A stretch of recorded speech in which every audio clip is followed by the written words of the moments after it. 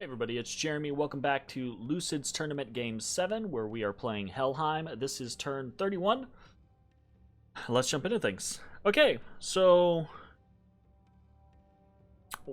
we don't actually have a whole lot going on this turn, but we'll go through the motions. We've completed Evocation 2, on our way up to Evocation 3. We've done a series of reanimations. We've got a couple of different battles. This is another Tirdanog magic phase battle, so probably a Balbanshee. Yep, so another Air Elemental Summoner. Air Elemental comes out, Air Elemental comes up, Air Elemental kills Commander, people rout. This works, this is effective, but keep in mind, watch this. This is a decently expensive mage. This mage has 6 personal gems right now.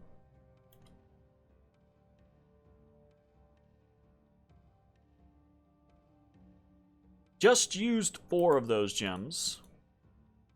The mage wins. Let's see. Cloud Trapeze is alteration. Cloud Trapeze.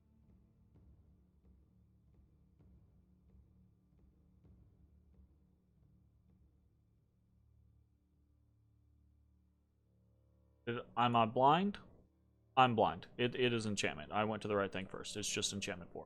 The Cloud Trapeze is 3 gems. So 3 gems to get to Towers of Heaven. Another 4 gems. That's 7 gems to take Towers of Heaven. And you're not going to keep Towers of Heaven. Like, so that was a 7 gem raid. And we've seen that raid fail once already, right? Well, not fail. It took the province from me, which was fine, but then it died to the Saramation counterattack, right? So that's this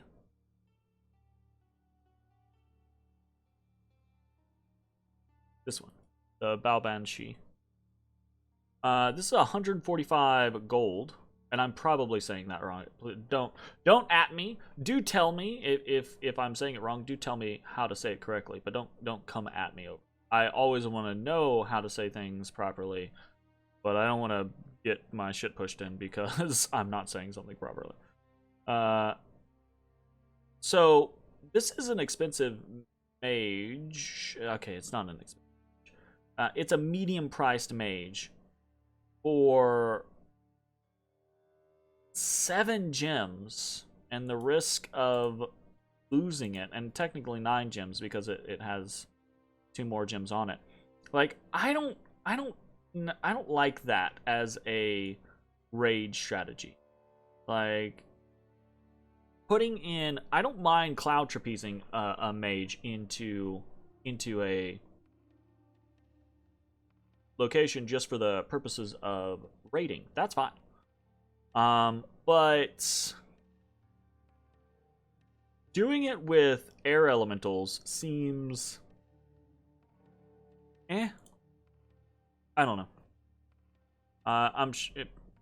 It's just like, it works, it's fine. It's just something about it I don't like.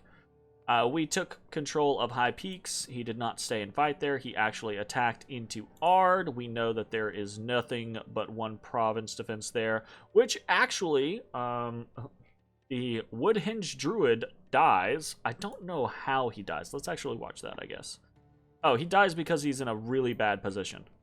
I don't know if he was trying to kill him off or what. But, so he's dead. He might have been trying to kill him off just to get them out of the pool. So then we have a battle in Glimmering Fields where Saramation attacks Tirdanog with just a Soothsayer, so this is nothing, and no big deal. He's just pinging, really, to see, hey, and then the guy runs away. And then we do get to witness a battle in CERN, and we'll watch this one. This one is Calum versus Marverny, and Marverny. So Marverny, I don't know if he had events or if he spent the money on all of that province defense. But here's the problem with spending money on all that province defense. If he had been patrolling with all that province defense, then he might have done something. But he just had the province defense. The province defense gets killed, and now he has just a bunch of mages. So, like, if he had been patrolling with all these mages, right, and these knights, then he might have actually inflicted some decent casualties. But instead, these mages are just going to get destroyed. Also, okay, so these Sequani Stargazers are one of the reasons why Marverny is kind of scary in the mid to late game, because Marverny has very cheap, these are really well-priced researchers and astral ones, communions, right? But you're fighting Calum. You're gonna communion up, okay.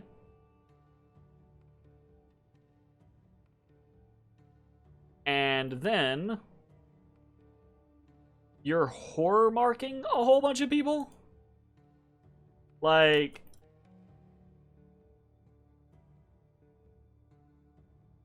okay, I guess the goal here, right, is to be punitive.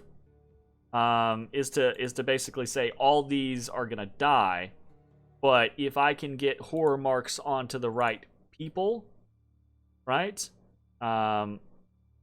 You know, then I can make this actually a pain in Calum's ass.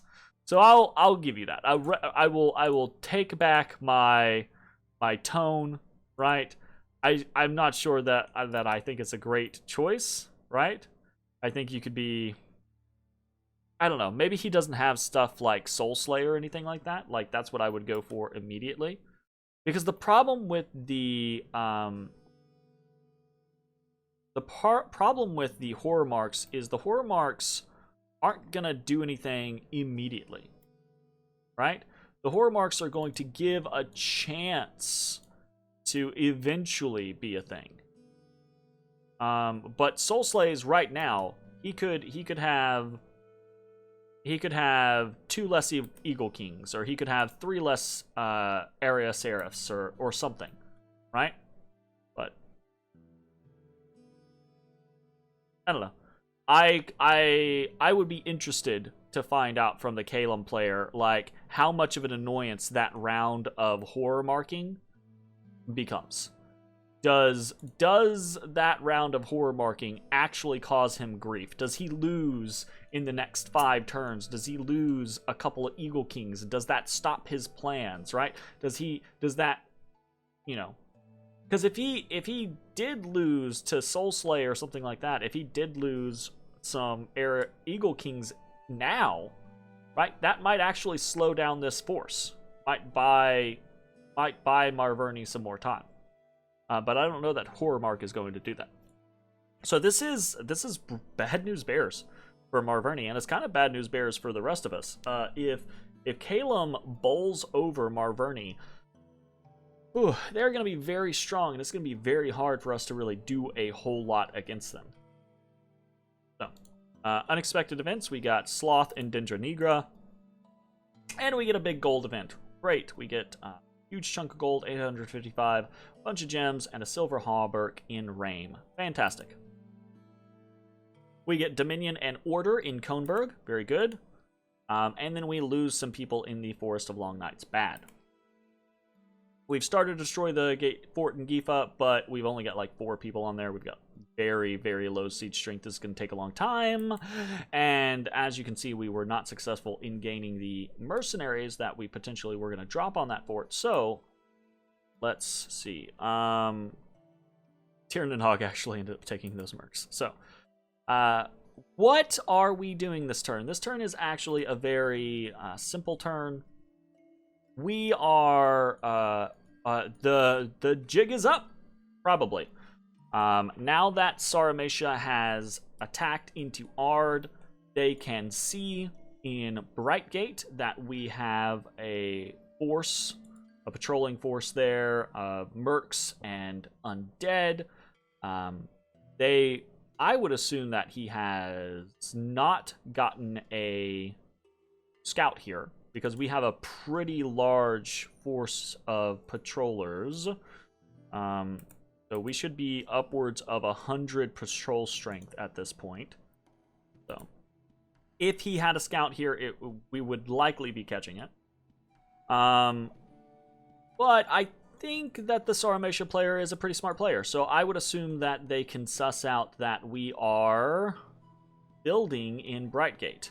And that is dangerous for us, because they could consolidate their forces and attack into Brightgate. They could send most of what they have this turn into Brightgate. So it would be 3 for their snow moves, right? It would be 3 to leave, 3 to enter, 3 to leave, and then 8 to enter. So, right? Is it 5? I think it's 5 to enter into a... Fuck, I do this every single time. I think it's 5 to enter Dom manual. It's 5 to enter enemy territory, isn't it? Every time I forget. Every time. So if it's 5 to enter, then it would be 8 to enter into Brightgate. So 8 plus 3 is gonna be 11, and then plus 6 means that it is...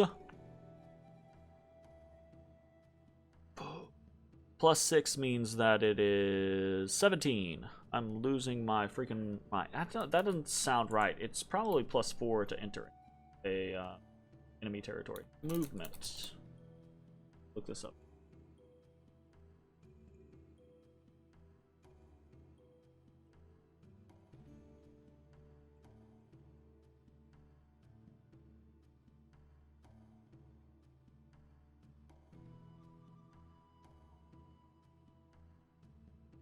Yeah, enemy province is plus 4.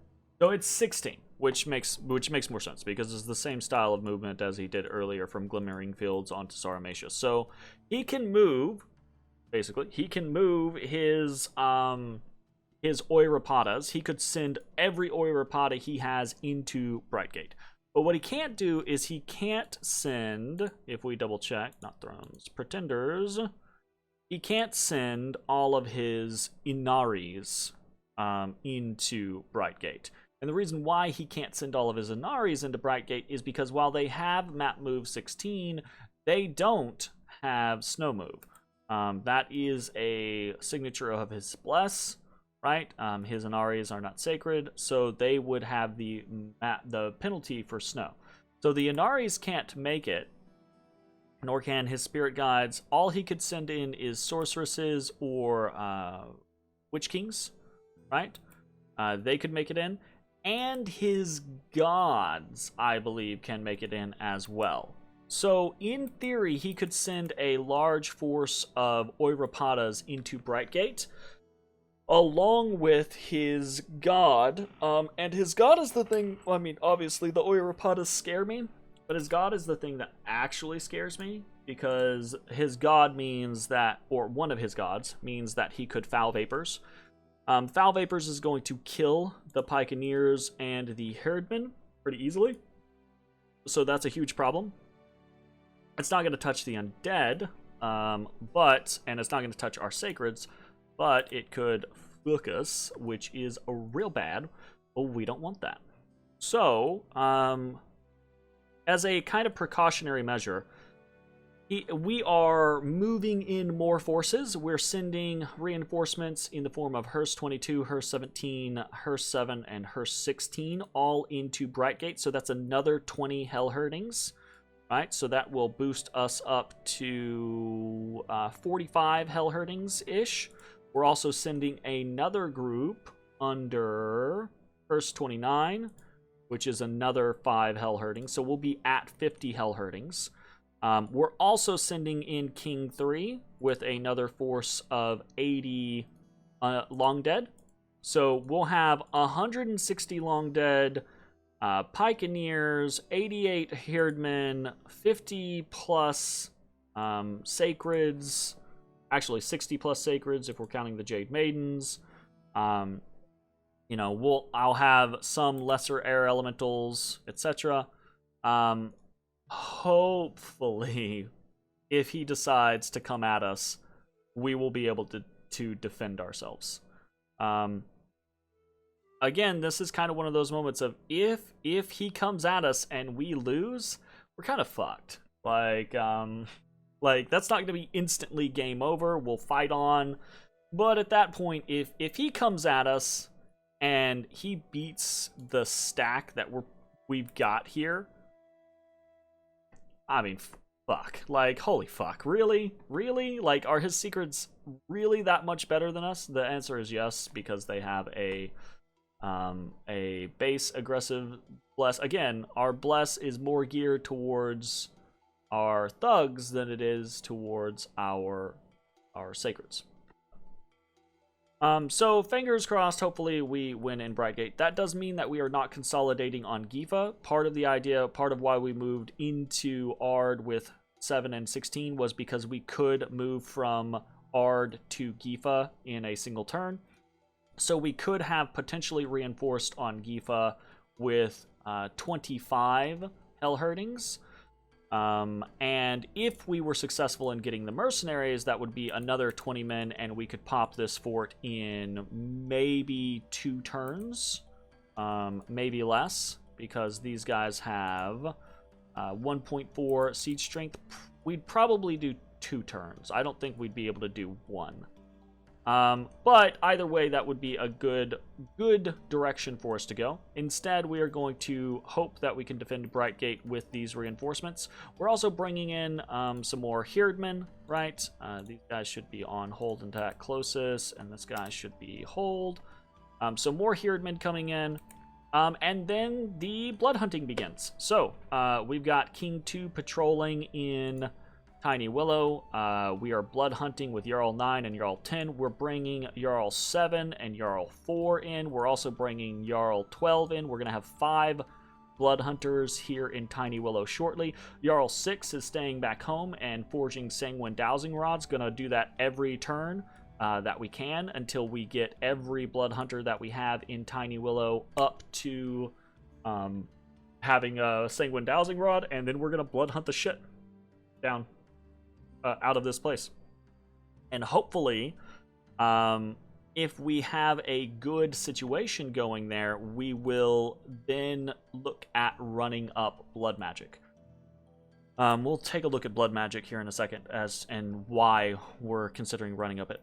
With the additional gold that we got this turn, which we got 900 plus gold or 855 additional gold, we're building a temple, which is great. Hopefully we will be done with the Brightgate stuff shortly. We are recruiting our next Hangadrot along with more Hellherdings and Herdmen. We're recruiting more researchers and Herdmen in Kohnberg. We're recruiting more Jade Maidens and Vanjarls in basically every time we get a windfall, it's Vanjarl City, Vanjarl City, Vanjarl City, right? Every time we get a windfall, we want to get to the point to where we're basically only recruiting Hangadrots or Svartalfs, the occasional Dis, but very rarely. Mostly Hangadrots and Svartalfs in the capital, and then just a bunch. Kohnberg is Hearses forever, and then a bunch of Vanjarls everywhere else. Every turn, basically. And every time we get a windfall, we definitely want to pump up those numbers. Because we want to, shortly, we want to swap over to gearing out light gear, right, mind you, but gearing out our Vanjarls with things, basically things that are going to, take a look. So like a Frostbrand, right? We put a Brains Going Foggy, we put a Dwarven Hammer on someone like Jade Sork 2 or 3 or 4, and then they start popping out, every turn they start popping out Frostbrands, right? For 3 gems. Great. We have an income of 2 water gems as long as we can get 1 more water gem from Jade Sork 1, right? then we're golden.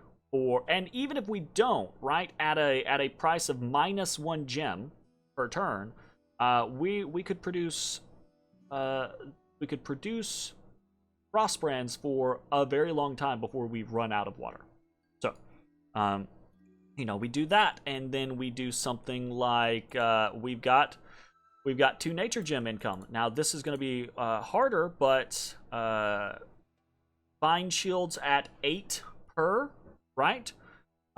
We could produce 3 to 5 vine shields over the course of the next 10 turns, and those vine shields are going to make our Vanyarls almost impossible to kill by normal means, right? So that's really easy peasy stuff. So we want to look at, and we vine shields are probably a bigger investment than we would want to do, but we can do a lot of different things like that, especially when we're thinking about some of the other things that we've got as far as death goes, or earth goes, or thanks to Loki, fire goes, right?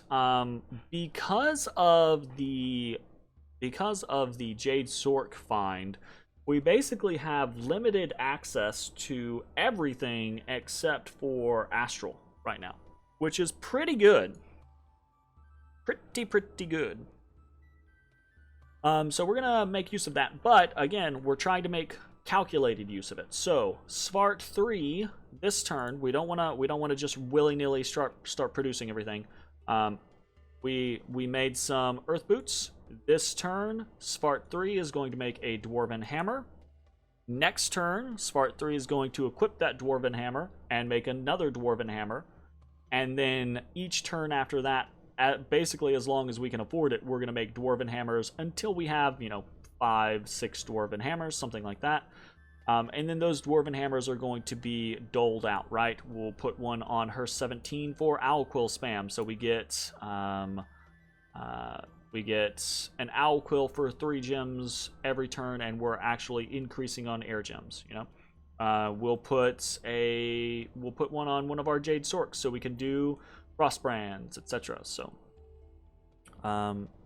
this is, we're close to opening up that kind of concept of thugging out our Vanyarls, which is really important because of Kalem, because pretty shortly we might have to start seeding thugs throughout Kalem territory, regardless of whether or not we're actually taking Kalem territory.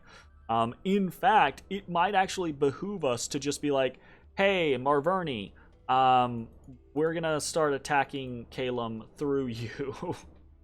And if we can do so with, this is actually a legitimate thing to keep in mind, right? If we can do so with 2, 3 quality thugs, we can actually make Kalem's life kind of shitty by raiding through his territory, and not taking the brunt of combats or anything like that, but just kind of being a pain in the ass. So we'll see. That is definitely an option that we're looking into. And the cheap way to do that is just a frost brand. No additional gear, just a 3-gem frost brand. Maybe conceptually, maybe a new shield, because their shield is not the greatest. Or maybe some very Silver Hallberg, right? For example, has built-in air shield. Oh no, this is a very expensive item. No, there's a different one. What's the one that I'm thinking? We've got. Is it just the Robe of Missile Protection? I think it's just the Robe of Missile Protection, right? Because we don't care about their protection as much, right? We care more about their whether or not they get their glamour popped. An air shield basically helps prevent their glamour from being popped. So we could throw out Robes of Missile Protection on people, and a Frost Brand. So 6 gems, boom. Go raid to your heart's content. We'll see, though. There are a couple of different options, right? Van-Jarls are good, and eventually I would want to kit out my Van-Jarls in cheap gear. But to start with, just a Frostbrand is probably going to...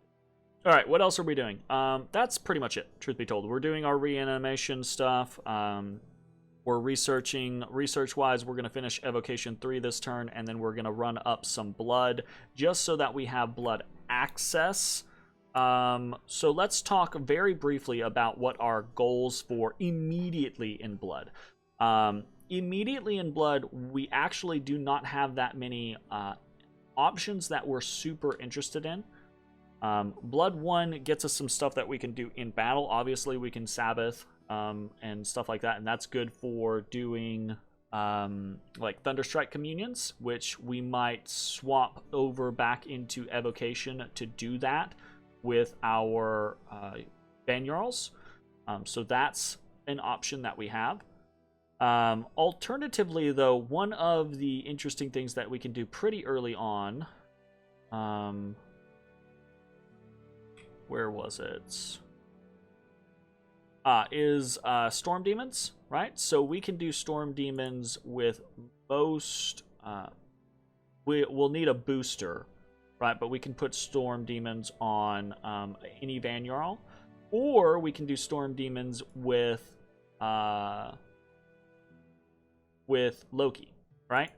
But Storm Demons are really, really good, but the problem with Storm Demons is that you only get one per cast, and they take 10 slaves. So unless you have several people casting it, you're not going to get very many Storm Demons very quickly. And having several people cast this for us means we'd have to have a lot of boosters, which is kind of a pain in the ass to achieve. So this is unlikely to happen soon. Another alternative is Devils, but this is basically only something that Loki can do. So we don't have a lot of early, really good options. Some of these are useful, yes, and we might utilize them. But realistically, what we're more interested in doing is we're more interested in just pushing up into higher blood. And specifically, that's rushing up to Blood 7 for Archdevils. With Loki, we have access to Archdevils very easily. It would only take a single Empower or a single booster in Blood for Loki to cast Archdevils. And if we have enough of a blood economy to rush up to Blood 7 and immediately start producing Archdevils, we can make some really, really good use of that. That would be a very, very strong play for us to make. I'm not sure that we're going to be able to achieve just a pure rush up to Blood 7 at this point, though, because we still are very likely to need Evocation 4 for Thunderstrike and Evocation 5 for Storm, and we're still very likely to need Evocation 5 for Air Elementals. And we probably need Enchantment 4 for some Cloud Trapeze, right?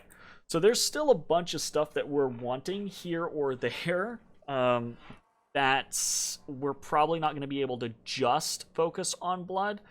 But the near future idea is probably to just try to rush up blood as much as we can, to the point to where we might, when we get to the point to where we popped off on our Dwarven Hammers, we might actually flip over and start producing... We might start producing Skull Mentors. Now, these are expensive, and I would want more death income first. But right now, we're utilizing most of our death income just to give us chaff to help in this war against Saramatia and allow us to project some power. That chaff really isn't that useful to us in the long run, though, and the research absolutely would be. So every turn, this Spart, for example, doing doing Skull Mentors, every turn he would basically duplicate himself in research progress, right?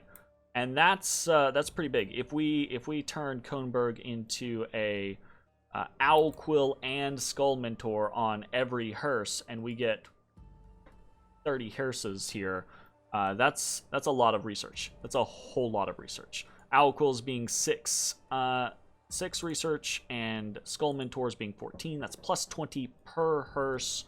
That's a lot of research. So, but that is a lot of dedication too. And typically I try not to do Skull Mentors because they are so costly. You know, it's normally that do Owl Quills and then jump to, maybe do a couple Skull Mentors, but then jump to something like Lightless Lanterns, right? Because Lightless Lanterns are way cheaper. But it might be worth our while to do the Skull Mentor play this turn. At least, or not this turn, but this time around. At least for, like, you know, even just 10 turns of Skull Mentors. That's 80 gems, right? But that's 140 research effectively for the rest of the game. And that's a fair chunk of research considering we're only sitting at 224 right now. So that's where my head's at the moment. This is a relatively stale turn. I guess there's some excitement in the fact that Saramesha could potentially strike out at us. What I'm expecting, though, instead is Saramesha to try to get to Gifa, try to get to Glimmering Fields, something like that. Take more of their land back again, and for us to rinse and repeat this process. That might not be the case. They might be like, "Fuck this. Let's hurt. Let's hurt our enemies as much as we can," and I think Saramesha favors attacking me over attacking Tirnanog. So, we'll see how it goes. That's going to be it for the turn. I will see you all next time. Bye, everybody.